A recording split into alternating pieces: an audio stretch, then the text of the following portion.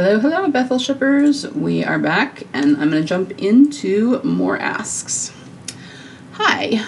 In 4B to 5B, is the timeline logically accurate? Pre-Alone, it looks hot. From Alone, they all get layers, which I always assumed meant post-summer. But then after they escape Terminus, and especially 5B them, it's super hot, so it's summer again. So was it always summer with just a brief cold snap? Why did they want us to have that coldness? Was it just to show the passage of time or to make sure Beth needed her sweater? Imagine if Piggyback had been bare arms, though. I actually have not thought of that before. People are so honed in on the weather and the timeline, and I understand why. I mean, they obviously made a choice to put them in cold weather clothing. In Alone after Still, right? And we also know that originally they were going to do a different chronology with the episodes. I think it was going to be Still and then let's see, The Grove. I blanked on the name of it, and then Alone. And then at the last minute they decided they would just put the Daryl and Beth episodes together. And I don't know that really matters that much. It was just something that they thought would be better if we put them together instead of having them be one apart. And let's face it, the Grove episode was really brutal. So they maybe wanted that to kind of stand on its own. Anyway, they obviously made a choice to do that, which does suggest the passage of time. And I think that was intentional because they wanted us to see that after the prison, it was not just a few days or a week, it was weeks before everybody found each other again. And there were, at one point, some synopses that were up on the official site to that effect, where I think it was more like they were talking about Rick and Michonne, but it just says that they were on the road together for several weeks after the prison fell, before they ended up getting to Terminus.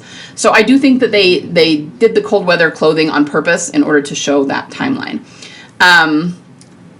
So, I mean, in terms of being realistic, no, it would not have been hot again right after Coda.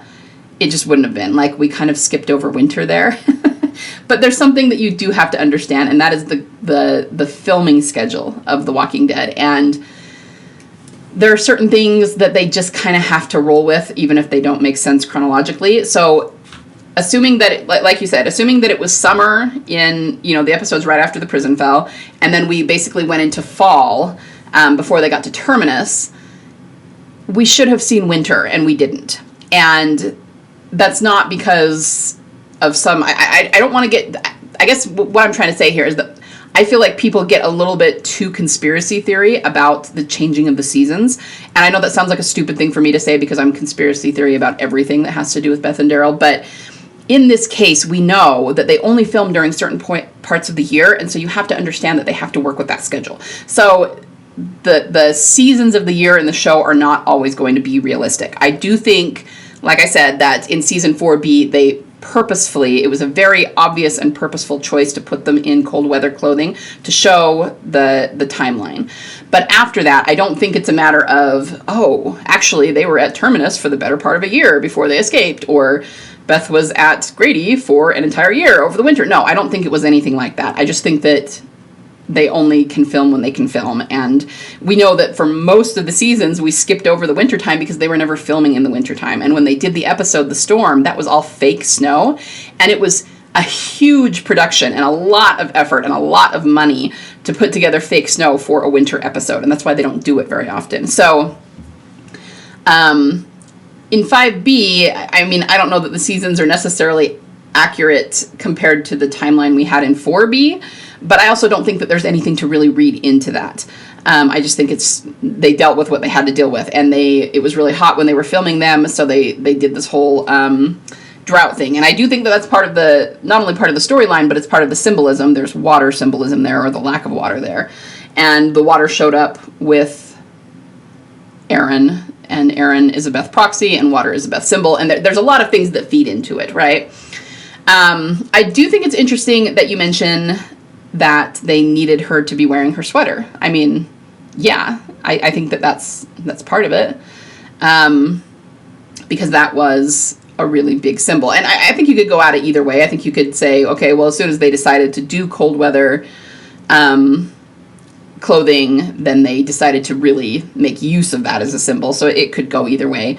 But yeah, I think that's basically what I have. I guess you could think of it as a brief cold snap, but in Georgia in the middle of summer, it's never going to get cold enough to put on a sweater and then go back to being hot. So even saying that doesn't really explain it in terms of reality. But it's just one of those things where even though we are conspiracy theory about a lot of the things happening in the plot and about the symbolism, I'm big on the symbolism that we see, which is not concrete or tangible. At the same time, we do have to understand that there are certain limitations to the production, and we have to take that into account. So this goes under the same heading as, like, I've talked about often, when the van went off the bridge in Consumed. And no, that was not realistic. No, it did not follow the laws of physics, but they came out and explained that to us and said, look, we know. We know this was not realistic, but this is what happened. We couldn't make it look the way we wanted to. We only had 4 vans to drop. We just had to do the best we could with what we had.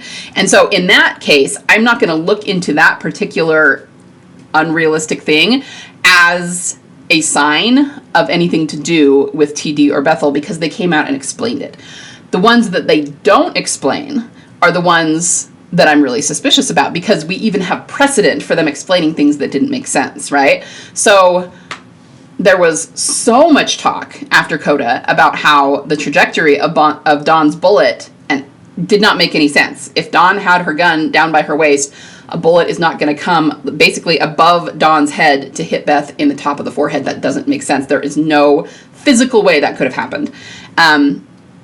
They didn't come out and explain that. That's all they really had to do, was come out and say, we know it looked wonky, this is why, kind of like they did with the van. And there would have been no TD, right? But they didn't, and they still haven't. So it's kind of like that. You know, you just have to keep in mind that their filming schedule keeps them at certain seasons of the year, or did when they were filming the flagship show. And so that makes it so that it's not always terribly realistic what season they're in. But that kind of is what it is. So... but yeah, anyway, I hope that answers your question. Hi, I don't know if you're aware of this, but Tom Luse, who was an executive producer on TWD, is now working on the show From. There is a major plot point involving a music box, an actual music box mystery at that. Nice.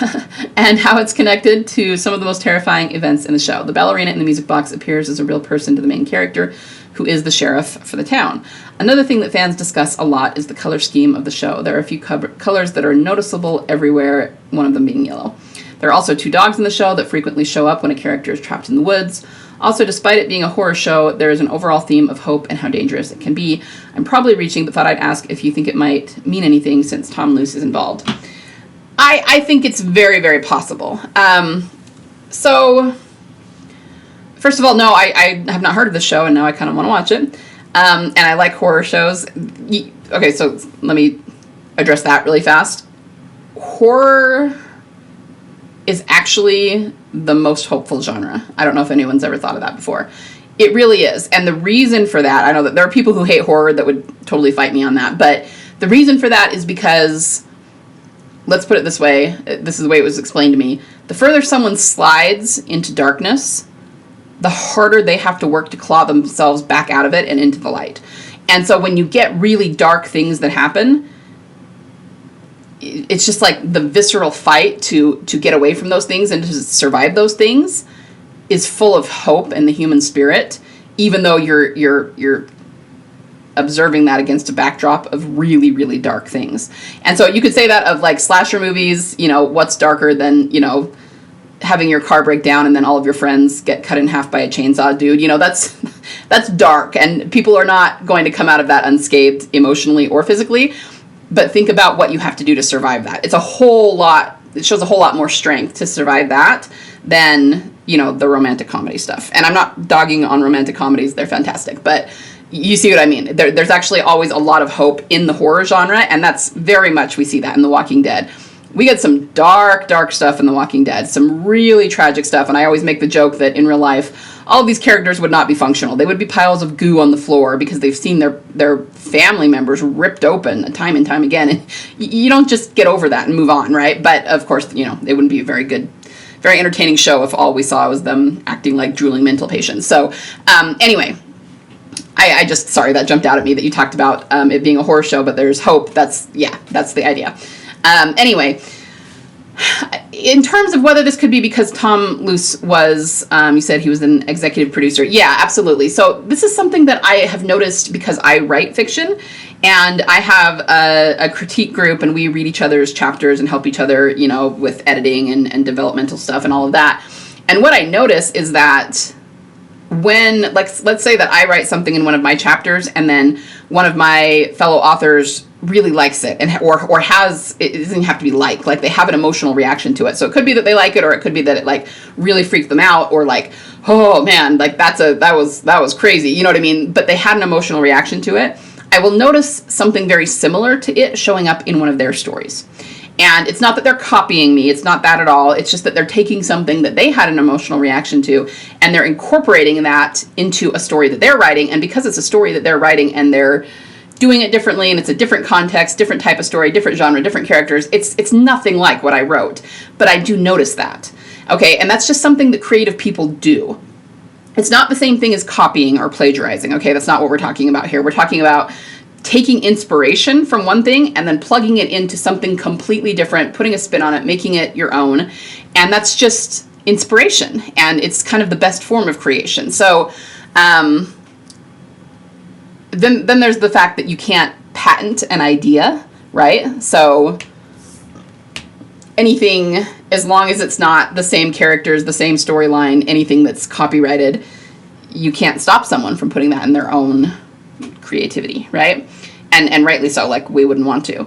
So I think it's very, very possible that Tom Luse took inspiration from The Walking Dead and is plugging it into another story. And I think that's why, too, that we see, you know, we've very much talked about in TD symbolism from other shows. And sometimes there's specifically things like that Emily has been in, and that's a little bit of a different thing because we think that's being done purposely. But I know that people come to me with symbolism from Lost and say, could it be the same thing? Or, I don't know, what other shows have people approached me about? I mean, there's symbolism in general that Gimple is specifically hearkening back to, and that's not what I mean either. But we see the same kinds of things across different well-known shows and wonder if we should be interpreting the symbolism the same way. And you know, the answer is we don't know for sure. Maybe, maybe not. But I do think that there's a certain camaraderie around people who write for television. You know, just like I have my author critique group, we don't know that these writers aren't getting together and sharing ideas. Or I like to call it crowdsourcing creativity. And this is what I do, you know, in my author group, is we just bounce ideas off each other. Okay, well, what about this? Well, what about that? Well, what if you did it this way? Well, what if this character thought this or said this or this happened? And, you know, we're just bouncing around ideas. The author doesn't have to use anything we come up with, right? But if people who write for TV do the same thing, then yeah, they could end up with a lot of the same symbolism. And I think that there, in some ways, might be an understanding because of past stories and, you know, reading the classics and you know, having degrees in literature and things like that, that there's certain types of symbolism that are understood what they mean. And so we'll see them used over and over again in various stories. Anyway, so I guess that's a really long-winded way of saying, yes, I think it's very possible that the reason that the symbolism is similar is because he was involved in The Walking Dead and he's taking inspiration from that. So yeah, that would be a fun show to watch. I'll have to look up that one. But yeah, thanks for sending that in. I've actually never heard of that. So I'm intrigued, and I kind of want to watch it now. And it does make you wonder, too, if we can interpret the symbolism the same way. You know, what does yellow mean in this show versus what it might mean in The Walking Dead? We might even be able to get some clues that way. So that's kind of fun. Okay. We're coming up on time, so I think I'm going to call it there for today, but I will be back soon. Thanks, guys.